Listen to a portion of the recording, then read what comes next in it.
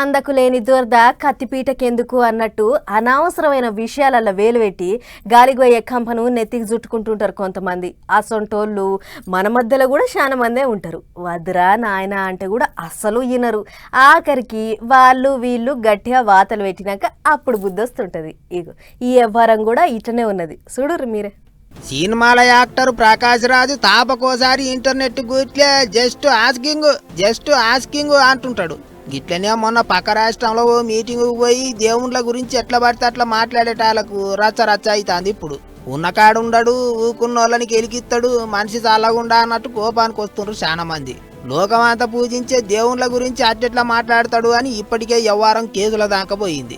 Party వాళ్ళు అయితే legal నోటీసులు కూడా పంపించిండ్రు.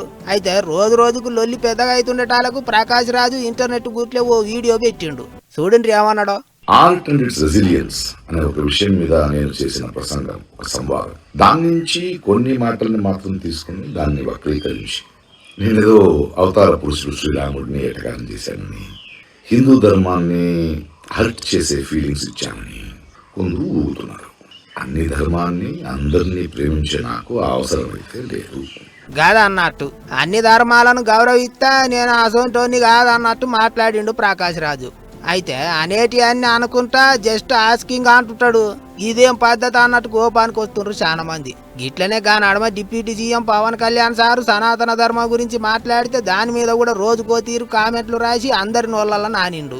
ఇక సోషల్ మీడియాలనైతే జరంతమంది ప్రకాష్ రాజుకు సపోర్ట్ చేస్తుంటే ఇంకింతమంది తిడతాండ్రు. అసలుకి ప్రకాష్ రాజుకి ఏం అవసరం అని కొంతమంది, ఆయన ఇష్టం మీకేమైతుంది కష్టం, అభిప్రాయం కూడా చెప్పొద్దా అని ఇంకింతమంది. గిట్ల తీరొక్క తీరులో మాట్లాడుకుంటారు.